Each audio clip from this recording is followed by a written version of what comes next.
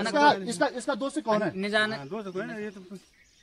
आप नहीं है, हम नहीं है, हम लोगों की जिम्मेदारी नहीं बनती इनके लिए। सरकार ये भी कहती है कि हमने गौवंश को बचाने के लिए तरह तरह की योजनाएं चलाई हैं, पर ये योजनाएं जमीनी स्तर पर धरी की धरी रह जाती हैं। नमस्कार साथियों, मैं आपका जज मित्र रवि सिंह भंडारी एक बार फिर से आप लोगों के सम्मुख। साथियों, मेरे भी प्रेजेंट लोकेशन है अभी जामनिखाल में, और साथियों आप लोग देख पा रहे होंगे मेरे कैमरे के माध्यम से यहाँ पर कितने आवारा पशु हैं।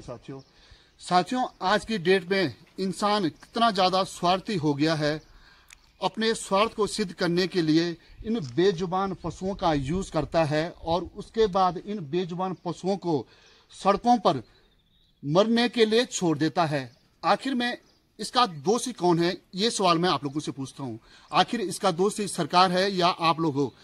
हमारी केंद्र सरकार एक तरफ से कहती है कि गाय को, हमारी केंद्र सरकार एक तरफ से कहती है कि गाय को हम राष्ट्र माता का दर्जा देंगे, और उसके उलट, उसके विपरीत इन पशुओं की आज की डेट में इतनी बुरी स्थिति है, इतनी दुर्दशा है।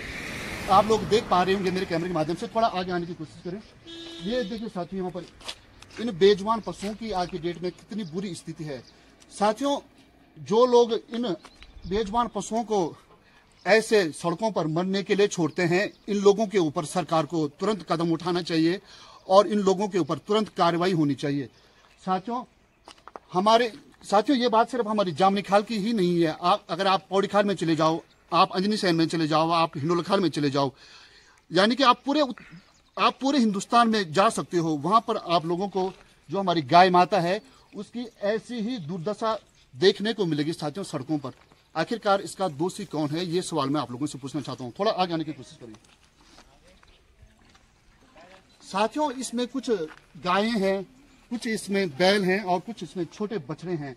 अभी सर्दियां शुरू हो चुकी हैं और सर्दियों में इन पशुओं की इतनी बुरी स्थिति होती है, इतना बुरा हाल होता है। कोई सड़कों के किनारे मरे हुए होते हैं, तो किसी को बाघ खाता है, किसी को कोई बीमारी से मर जाता है। साथियों एक तरफ से सरकार कहती है कि हम लोगों ने गौवंश को बचाने के लिए गौशालाएं बनाने के लिए प्रतिवर्ष करोड़ों रुपए इन्वेस्टमेंट करते हैं, पर आखिरकार ये चीज़ें ज़मीनी स्तर पर क्यों नहीं दिखाई देती हैं।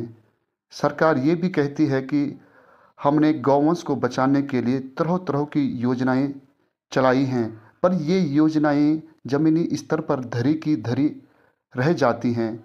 साथियों हम सभी लोगों का दायित्व बनता है कि हम सभी लोग इन बेजुबान जानवरों का ख्याल रखें। साथियों अगर ये बेजुबान जानवर अगर बोल सकते तो इंसानियत आज की डेट में शर्मिंदा हो जाती, इंसानियत आज की डेट में तार तार हो जाती।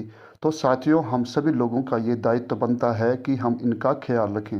रुकम सिंह जी, आप कुछ बोलना चाहोगे? इसका दोषी आखिरकार कौन है इन आवारा पशुओं को? हमें तो है। हाँ, तो दो शब्द रखने की कोशिश करें आप। एक्चुअल में इनका दोषी कौन है? मेरा, आपकी आवाज थोड़ा कम आ रही, थोड़ा जोर से बोलिए।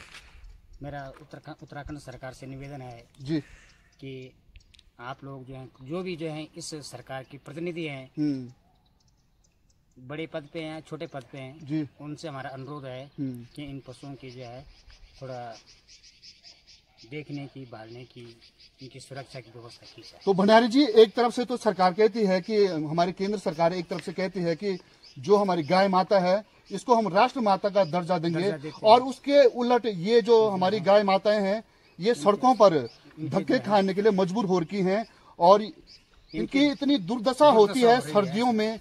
मेरे सामने यहाँ पर हमारे यहाँ की जो रोड है, यहाँ पर ना कम से कम 10 से 15 गाय तो हमारे आंखों के सामने उन्होंने दम तोड़ा है। किसी को बाघ ने खाया है, तो कई लोगों ने उनको पीट कर भगाया है। आखिरकार इसका दोषी कौन है? हम स्वयं है। तो हमारा यही निवेदन है सरकार से है कि इनकी जरा सुरक्षा व्यवस्था का ध्यान रखें, इनके जीवन के प्रति कुछ सोचें। ठीक है। तो आप लोग ना दुर्दशा न होने भंडारी जी, आप तो गांव में रहते हो, हम तो जॉब करने वाले हैं।